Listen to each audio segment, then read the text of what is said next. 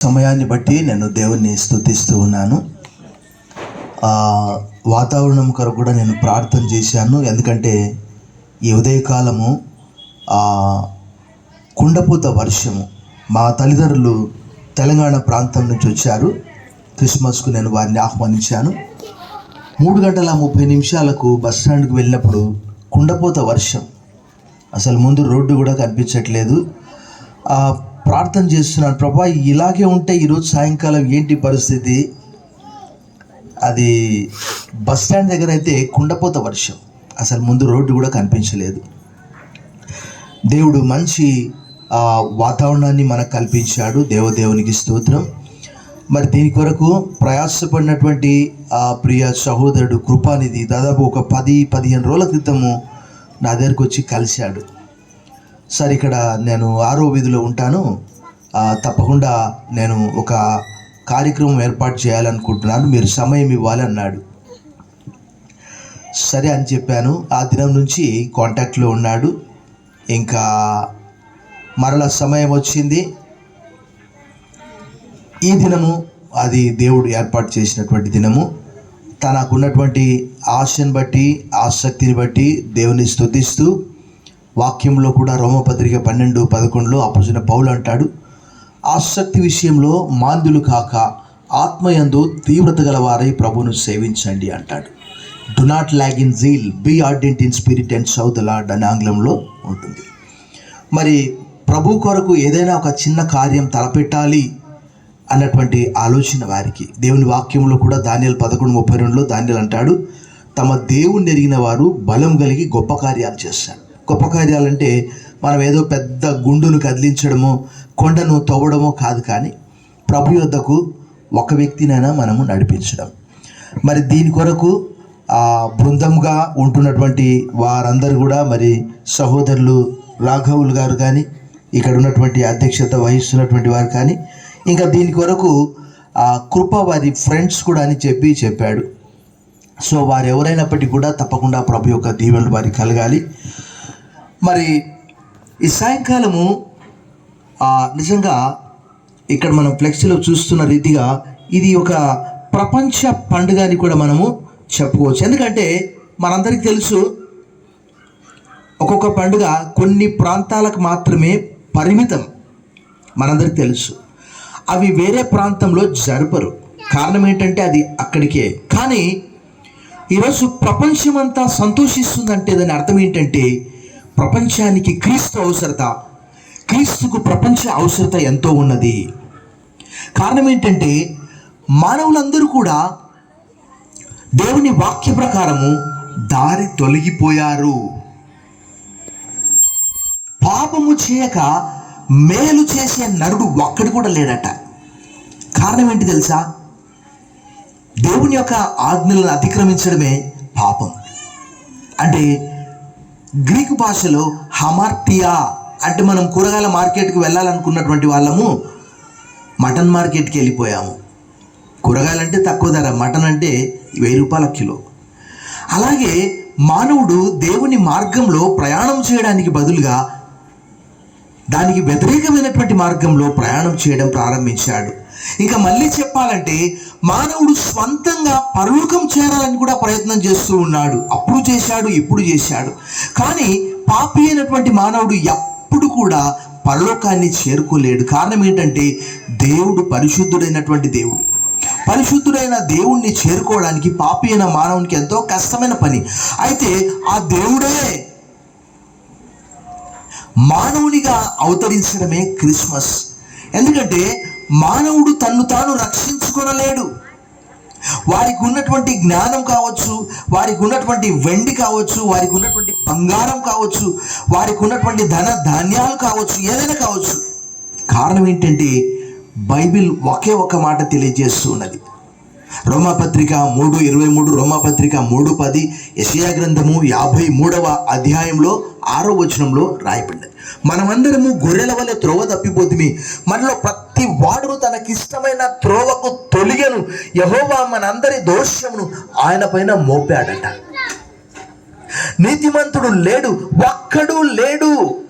అందరూ త్రోవ తప్పి ఏకముగా పనికిమాలిన వారైననే మాట రాయబడ్డది. రోమా 3:10, 3:23 అయితే ఏ భేదము లేదు, అందరూ పాపం చేసి దేవుడు అనుగ్రహించిన మహిమను పొందలేకపోవచ్చు. ఒకవేళ మానవుడు పాపి కాకపోతే యేసు ప్రభువు వారు ఈ లోకానికి రావాల్సిన అవసరం లేదు. దేవుడు చూశాడు. అంటే మనకు ఉదాహరణకు చెప్తున్నాము, మనము సిద్ధినగర్ రావడానికి 2 దారులు ఉన్నాయి, అటువైపు ఒకటి ఇటువైపు ఒకటి. మనకి ఏది బెస్ట్ మార్గం అయితే అదే వస్తాము. ఇంతకుముందు మేము ఆ దారిలో వచ్చేవాళ్ళం. కారణం ఏంటంటే ఈ రోడ్డు బాగాలేదు. కానీ ఈ దారి మంచిగా అయిన తర్వాత ఆ దారిలో పోవడం మానేశాం. కారణం ఏంటి? చక్కగా ఉన్నది. అలాగే యేసు ప్రభువు వారు ఈ లోకమంతటిని రక్షించడానికి యోగ్యునిగా దేవుడు తలంచి ఆయన ఈ లోకంలోకి పంపించాడు. ఎందుకంటే దేవుని వాక్యం తెలియజేస్తున్నది. మత్తయి సువార్త 15:14, గ్రొడ్డివానికి త్రోవ చూపిస్తే ఇద్దరు కూడా పోయి గుంటలో పడిపోతారట. ఎలా గుడ్డివాడు ఎలా దారి చూపించగలడు? అలాగే ఒక పాపి మరొక పాపిని ఎలా రక్షించగలడు? It is highly impossible. దాని కొరకై పరిశుద్ధుడైన దేవుడు మానవునిగా అవతరించాడు. మీకు ఒక రహస్యం చెప్పనా? ప్రపంచంలో కోట్ల మంది క్రీస్తు వైపు ఆకర్షించబడడానికి గల కారణాల్లో ముఖ్యమైన కారణం ఏంటి తెలుసా? ఆయన మానవులతో కూడా సదాకాలం ఉండడానికి వచ్చాడు. యోహాను సువార్త 1:14 రాయబడి ఉన్నది. ఆ వాక్యము శరీరధారి అయి, వాక్యం అంటే ఏదో కాదు, వాక్యమే దేవుడు. ఆ వాక్యము శరీరధారి అయి కృపా సత్య సంపూర్ణుడుగా మన మధ్య నివసించాను. ఎందుకొరకు నివసించాడు ఆయన? మన కష్టము, మానవులు మనందరికీ తెలుసు, ఎంత ధనవంతులైనప్పటికీ కూడా వారి జీవితంలో కలిగే ప్రతి చిన్న సమస్యకు ఏం చేస్తుంటారు? మరణాన్ని ఆశ్రయిస్తూ ఉంటారు. వారి దగ్గర ఉన్న డబ్బు వారిని కాపాడలేకపోతుంది. వారి డబ్బు ద్వారా వారు పరలోకాన్ని చేరుకోలేరు. వారి డబ్బు ద్వారా వారికి శాంతి, సమాధానం, నెమ్మది కలగట్లేదు. కాబట్టి వారు ఆత్మహత్య చేసుకుంటున్నారు.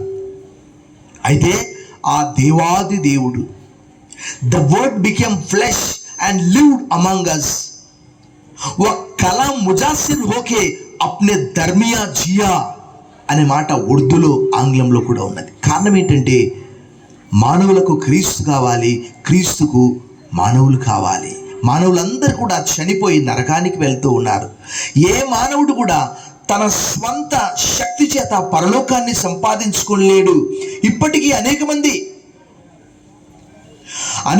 ఇప్పటికీ వారి స్వశక్తితో పరలోకాన్ని సంపాదించుకోవాలని చూస్తున్నారు. కానీ అదంతా కూడా బూడిదలో పోసిన పన్నీరుగా ఉంటున్నది. కారణం ఏంటంటే పాపి అయినటువంటి మానవుడు పరిశుద్ధుడైన దేవుని ఎప్పటికీ చేరుకోలేడు. అయితే దేవుని వాక్యంలో రాయబడి ఉన్నది, ఆయన ఎక్కడ ఉండేవాడట? పరలోకంలో ఉండేవాడట. దేవుని వాక్యంలో రాయబడినది. ఆయనను నిరంతరము దేవదూతలు స్తుతిస్తూ ఉన్నారట. అక్కడ రాయబడినది. యెషయా గ్రంథం 6వ అధ్యాయంలో మనం చూస్తాం, ప్రకటన గ్రంథం 5వ అధ్యాయంలో చూస్తాం. అయితే యేసు ప్రభువు వారు యోహాను సువార్త 3వ అధ్యాయం 13వ వచనంలో ఏం చెప్పాడు తెలుసా? పరలోకం నుండి దిగి వచ్చిన వాడే, అనగా ఫుట్ నోట్స్లో మనుష్య కుమారుడే తప్ప పరలోకమునకు ఎక్కిపోయిన వాడు ఎవడు లేడు. అంటే ఆయన అక్కడి నుంచి వచ్చాడు. మరలా ఎందుకొరకు వచ్చాడు? ముఖ్యమైనటువంటి పని ఏంటి? పాపి అయినటువంటి మానవుని రక్షించాలి. ఎలా రక్షించాలి? అంతకంటే ముందుగా చాలా బలులు అర్పిస్తూ ఉన్నారు. ఆ బల్ల ద్వారా దేవుడు సంతృప్తి చెందలేదు. దేవుడు మరొక మార్గాన్ని వెతికాడు. ఆ మార్గం ఏంటంటే యేసు క్రీస్తే చక్కటి మార్గం. చప్పట్లు కొట్టి మనం దేవుని మహిమపరుచాం. దేవుడు తలంచాడు ఏంటి అంటే, ఈ క్రీస్తు ద్వారా మానవుల పాపాలన్నీ కూడా నేను తీసివేస్తాను. యోహాను సువార్త 1వ అధ్యాయంలో 2 చోట్ల రాయబడి ఉన్నది.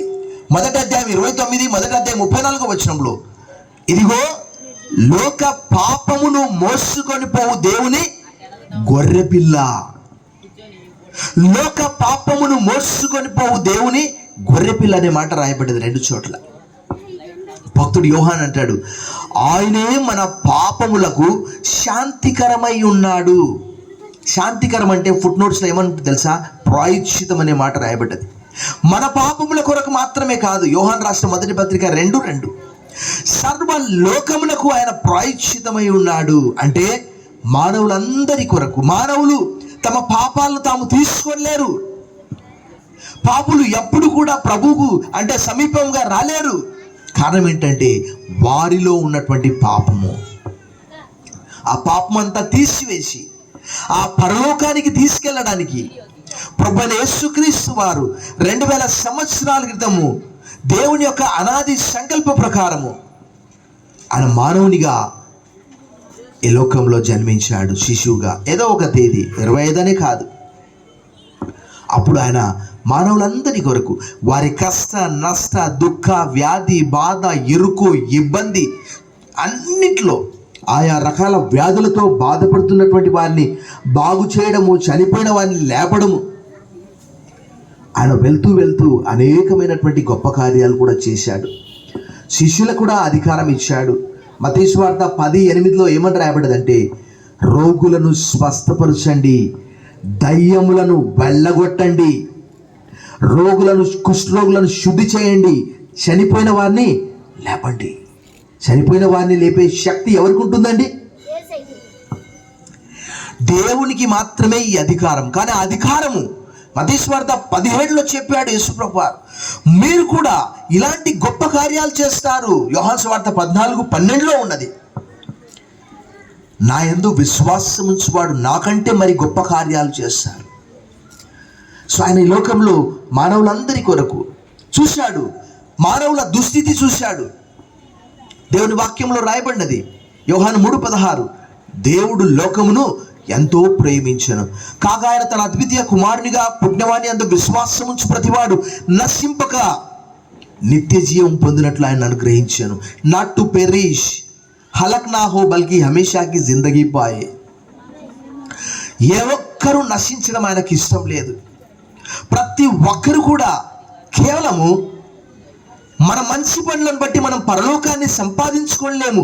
ఆయన ఏదో విశ్వాసం ఉంచడం వల్ల మాత్రమే మనం పరలోకాన్ని సంపాదించుకుంటున్నాం. ఎలా అంటే ఆయన మనందరి పక్షముగా దేవుని వాక్యంలో రాయబడినది. కొరింథీయులకు రాసిన 2వ పత్రిక 5:19, కొరింథీయులకు రాసిన 2వ పత్రిక 5:21లో పాపమెరుగని ఆయనను మన కోసరం పాపముగా చేశాను. దేవుని వాక్యంలో యేసుప్రభు వారు ఒక సవాల్ విసిరాడు ప్రపంచానికి. ఏమని విసిరాడు తెలుసా? నేను పరిశుద్ధుణ్ణి, నాలో పాపమున్నదని ఎవరైనా నిరూపించగలరా? యోహాను సువార్త 8:46లో ఒక సవాలు విసిరాడు. ఆ పరిశుద్ధుడైనటువంటి దేవుడు మానవులందరి కొరకు, మానవుల పాపము కొరకు ప్రాయశ్చితార్థంగా తన శరీరమును బలిగా అర్పించాడు. అది దేవుని యొక్క ప్రేమ. బైబిల్లో ఒక మంచి మాట రాయబడింది, నీతిమంతుని కొరకు సహితము ఒకడు చనిపోవుట అరుదు. ఎవరైనా మంచివారు ఉండొచ్చు, వారి కొరకు వాడు చచ్చిపోతుంటే నేను కూడా చచ్చిపోతాను అనవచ్చు. కానీ పాపి కొరకు ఎవరు చనిపోతారు? ఆలోచన చేయండి. చాలామంది అనుకుంటారు యేసుప్రభుని నమ్మితే ఏదో వస్తుంది. నేను కూడా ఒకానొకప్పుడు భయంకరమైన విగ్రహారాధన బ్రాహ్మణ కుటుంబంలో నేను జన్మించాను. ఒక దినం ఒక సువార్థికుడు వచ్చి సువార్త అందిస్తే నేను అన్నాను, లిటరల్గా ఇలాగే అన్నాను, ఇది తక్కువ జాతి వారి మతము, నాకెందుకు అన్నాను. ఆయన ఒకే ఒక మాట చెప్పాడు, ఆయన నిన్ను ప్రేమిస్తున్నాడు, ఆయన నిన్ను ప్రేమిస్తున్నాడు అన్నాడు. నేను ఒక ప్రశ్న వేశాను, ఆయన నన్ను ప్రేమించడానికి ఆయన ఎవరు అంటే ఆయన చెప్పాడు, ఆయన లోక రక్షకుడు. చప్పట్లు కొట్టి మనం దేవుని మహిమపరచాలి. ఆయన ఇచ్చినటువంటి ఆ నూతన నిబంధన గ్రంథము నా జీవితాన్ని మార్చివేసింది. 4 వాక్యాలతో నా జీవితాన్ని సంపూర్తిగా నేను మార్చుకున్నాను. భయంకరమైనటువంటి చెడ్డ జీవితం నాది. 4 వాక్యాలు నా జీవితాన్ని సంపూర్తిగా మార్చేశాయి. అంతకంటే ముందుగా భారతదేశంలోని పుణ్యక్షేత్రాలన్నీ కూడా దర్శించాను. ఉదయమే లేచి చల్లటి నీళ్లతో స్నానం చేస్తూ విగ్రహారాధన చేస్తూ ఉన్నాను. అయినప్పటికీ నాలో శాంతి సమాధానం లేదు. అయితే ఒక దినం నాలో ఒక ప్రశ్న వచ్చింది, ఈ దినం నేను చనిపోతే నేను ఎక్కడికి వెళ్తాను? If I die today where shall I go? ఆ ప్రశ్నకు జవాబు దొరికింది. అపోస్తుల కార్యము 4:12లో మరి ఎవరి వలనను రక్షణ కలగదు, ఈ నామముననే మనం రక్షణ పొందవలను, కానీ ఆకాశం క్రింద మనుషుల్లో ఇవ్వబడిన ఏ నామమున రక్షణ పొందలేము. ఆ వాక్యము ద్వారా రక్షణ అంటే పాపములో, శాపములో, చీకటిలో, అసత్యములో, మరణంలో ఉన్నటువంటి మానవులను జీవములోనికి నడిపించేదే ఆ గొప్ప రక్షణ. అందరూ ప్రార్థన చేస్తున్నారు, కానీ రక్షించేవారు ఎవరు? అసతోమ సద్గమయ, తమసోమ జ్యోతిర్గమయ, మృత్యోర్మ అమృతాంగమయ. దేవా, మేము అసత్యంలో ఉన్నాము, సత్యంలోకి నడిపించు. చీకట్లో ఉన్నాం, వెలుగులోకి నడిపించు. మరణంలో ఉన్నాము, జీవంలోకి నడిపించు. ఎవరు నడిపిస్తారు? అందరు ప్రార్థన చేసేవారే. ఆ రక్షించే ఆ లక్షణాలు, ఆ పరిశుద్ధత ఎవరిలో ఉన్నదంటే క్రీస్తులో మాత్రమే ఉన్నది.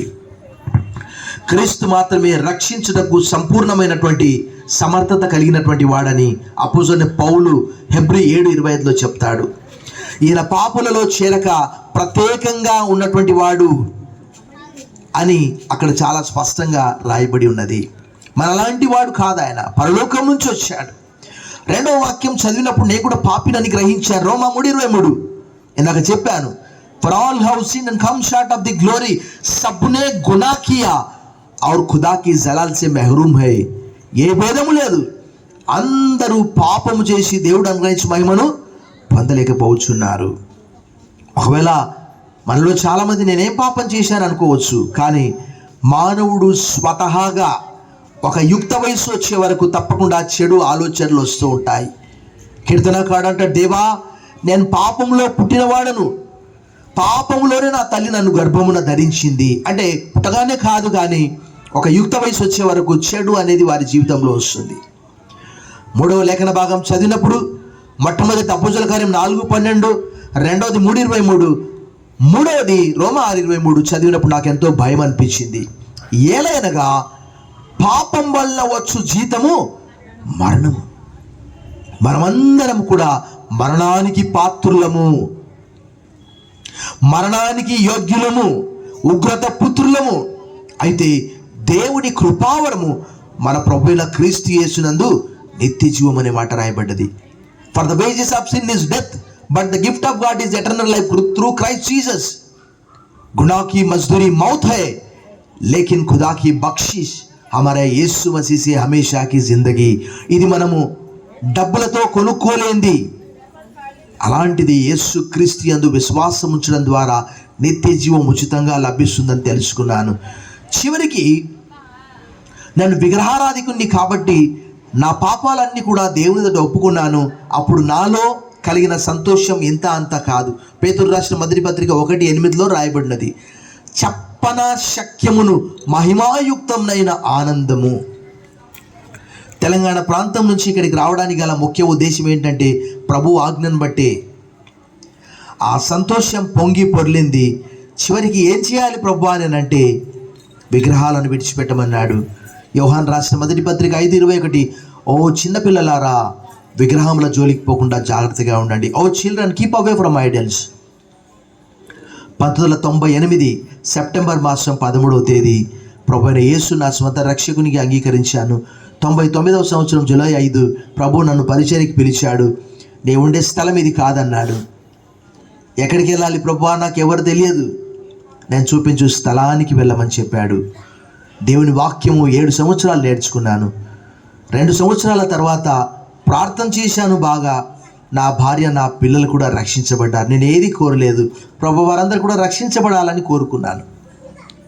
ఈరోజు కుటుంబం అంతా కూడా రక్షించబడ్డది.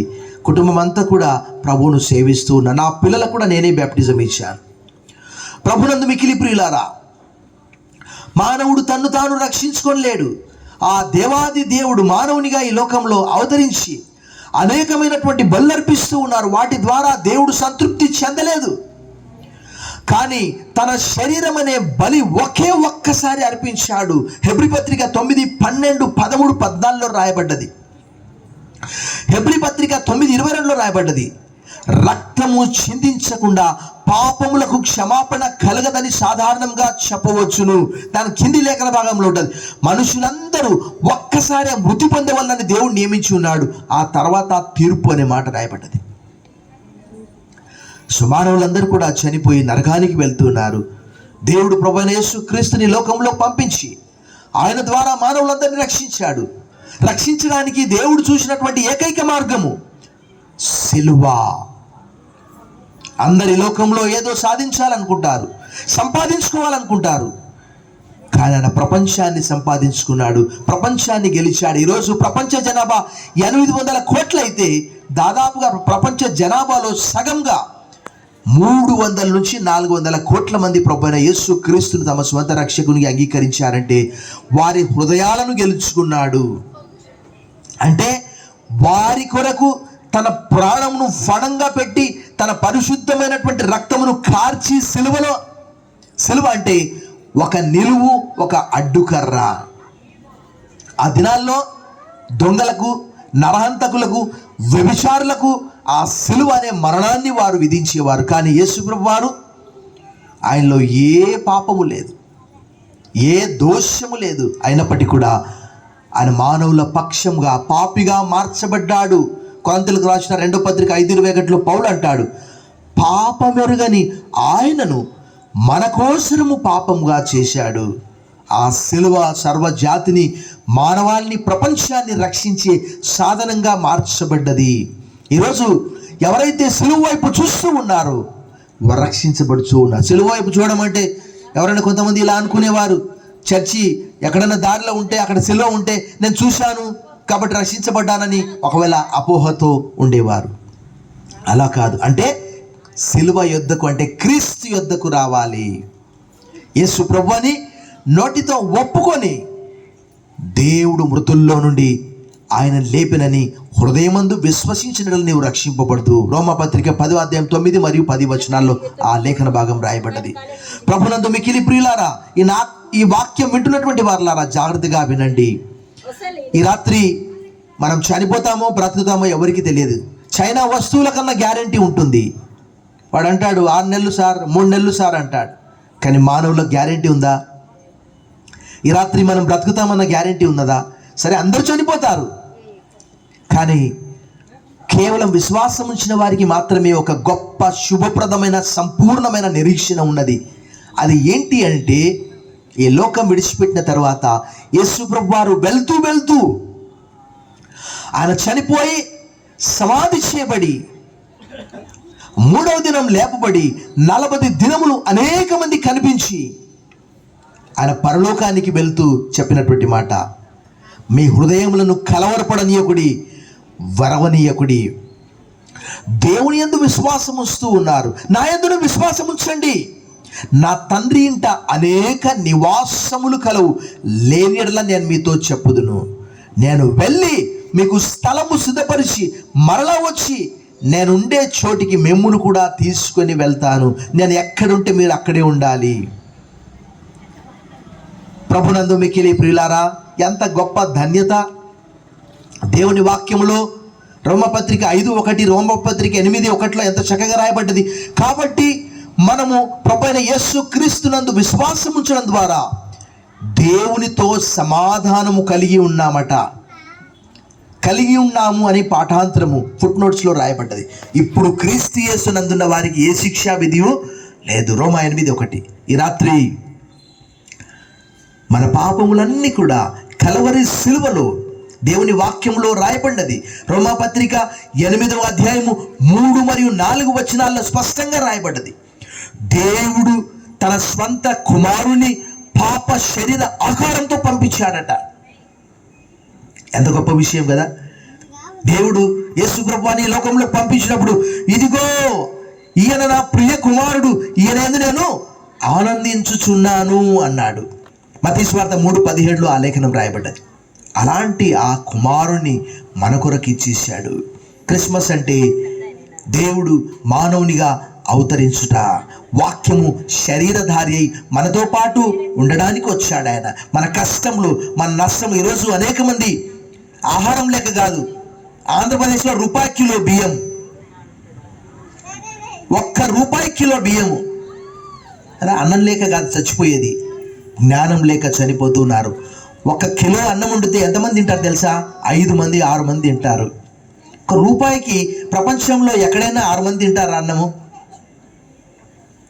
ఈరోజు అన్నం లేక కాదు, వస్త్రాలు లేక కాదు, ఇల్లు లేక కాదు, జ్ఞానం లేక మానవులందరూ నశిస్తూ ఉన్నారు. ఈరోజు క్షణికావేశంలో రోజు నేను వార్తాపత్రికలో చూస్తూ ఉంటాను. కారణం ఏంటంటే వారితో క్రీస్తు లేడు. ఈ సాయంకాలము నా మాటలు వింటున్నటువంటి వారులారా, ఒకవేళ దేవుడు మరొక అవకాశం మనకి ఇచ్చాడో మనకు తెలియదు. ఈ లోకం విడిచిపెట్టిన తర్వాత మనం ఎక్కడికి వెళ్తాము అన్నటువంటి దానికి యేసుక్రీస్తు ఒక మంచి నిదర్శనము. నా తండ్రి ఇంట అనేక నివాసములు కలవు. ఇక్కడ మనందరికీ తెలుసు, చిన్న చిన్న ఇండ్లు కదా. ఇక్కడ అంకణాలు అంటారు. అంటే ఒక అంకణం అంటే 8 గజాలు, 5 అంకణాలు అంటే ఒక 40 గజాల ఇల్లు. మనం అనుకోవచ్చు అబ్బా చిన్న చిన్న ఇళ్ళు, కానీ పరలోకంలో సదాకాలము యుగ యుగాలు మనకు అక్కడ మంచి ఇండ్లు ఉంటున్నాయి. దేవుని వాక్యంలో ప్రతి చోట రాయబడ్డది. మత్తయి సువార్త 13లో రాయబడ్డది ఏంటి తెలుసా? దేవుడట తన దేవదూతల్ని పంపిస్తాడట. వారు ఏం చేస్తారట? దుష్టులందరినీ కూడా సపరేట్ చేసేస్తారట. అక్కడ యేసుప్రభు వారు చెప్పారు. నీతిమంతులంట ఎలా ఉంటారట తెలుసా? సూర్యుని వలె ఉంటారట అక్కడ దేవుని రాజ్యంలో. ఈ రాత్రి క్రిస్మస్ అంటే మనకు బిర్యానీ కాదు, వస్త్రాలు కాదు, లేక ఇంకా స్టార్ కాదు, కానీ క్రీస్తు మనతో సదాకాలం నివసించడానికి వచ్చాడు. దేవుని వాక్యంలో ఒకానొకప్పుడు దేవాలయం అంటే యెరూషలేముకు వెళ్ళేవారు ఎంతో దూరం శ్రమపడి. కానీ ఇప్పుడు దేవాలయం అంటే మన హృదయమే. దేవుని వాక్యంలో కొరింథీయులకు రాసిన మొదటి పత్రిక 3:16, కొరింథీయులకు రాసిన మొదటి పత్రిక 6:19-20, మీ హృదయము దేవునికి దేవాలయముగా ఉన్నది. యేసుప్రభు వారు ఏమన్నాడు తెలుసా? మత్తయి సువార్త 12:6, మత్తయి సువార్త 12:41-42లో, ఇదిగో దేవాలయం కంటే గొప్పవాడు ఇక్కడ ఉన్నాడు, ఇదిగో యోనా కంటే గొప్పవాడు ఇక్కడ ఉన్నాడు, ఇదిగో సొలొమోను కంటే గొప్పవాడు ఇక్కడ ఉన్నాడు. దేవుని వాక్యంలో యేసుప్రభు వారు అన్నారు ఒక మాట, ఈ దేవాలయాన్ని పడగొట్టు, దీన్ని నేను 3 దినాల్లో తిరిగి కడతానన్నాడు. ఆ దేవాలయం ఏంటి అంటే ఆయన శరీరమే. ప్రభునందు మిక్కిలి ప్రియులారా, ఈ సాయంకాలం నేను ఇంకా విస్తరించి మాట్లాడాను. ఈరోజు నాకు ఎన్నో ప్రోగ్రామ్స్ ఉన్నాయి, కానీ నేను కృప అడిగిన వెంటనే నేను ఒప్పుకున్నాను. నేను చాలా ఉన్నాయి కానీ ఈ ప్రాంత ప్రజల కొరకు, మనమో సిద్ధినగర్ ప్రాంత ప్రజల కొరకు ప్రతిరోజు ప్రార్థన చేస్తూ ఉన్నాం. మేము ప్రతిరోజు కూడా ఇక్కడ ప్రతి వీధిలో నేను సైకిల్ దొక్కుతూ అన్ని వీధులన్నీ తిరుగుతూ ఉంటాను. నేను ఈ ప్రాంతం అంతా నాకు బాగా సుపరిచితం. 7 సంవత్సరాల నుంచి నన్ను ఎవరు గుర్తుపట్టరు నేను సైకిల్ తీసుకొని వెళ్తే. సో ఈ రాత్రి ఒక చక్కటి అవకాశము, చివరిగా 2 మాటలు చెప్పి నేను ముగిస్తాను. చాలా ప్రాముఖ్యమైనటువంటి విషయాలు. పాప అయిపోయింది, ఒక 30 సెకండ్ లోపుకి పట్టుకో. దేవుడు మానవుల యొద్దకు వచ్చేది ఎలా అంటే, 1 ఆయన వాక్యం వినుట ద్వారా, 2 దైవ గ్రంథం పఠించడం ద్వారా, లేక ఏదైనా ఒక మందిరానికి వెళ్తే అక్కడ సేవకులు అందించే వాక్యము ద్వారా. నేను ఎప్పుడైనా టైం చూసుకుంటాను, కానీ ఈరోజు టైం చూసుకోకుండానే 30 నిమిషాలు చెప్పేశాను. కారణం ఏంటంటే నేను బైబిల్తో పాటు ఆయా రకాల పుస్తకాలు చదవడం. ఈ రాత్రి మనల్ని మనం రక్షించుకోలేము. చివరిగా ఒక మాట చెప్పాలని మర్చిపోయాను. అదేంటంటే ఆయన ఎక్కడో దూరంగా ఉండేవాడు కాదు, మనతో పాటు ఉండే దేవుడు.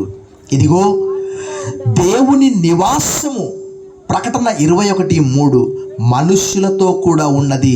ఆయన వారితో కాపురముండును, ఆయన వారి దేవుడైండును, వారు ఆయన ప్రజలయుందురు.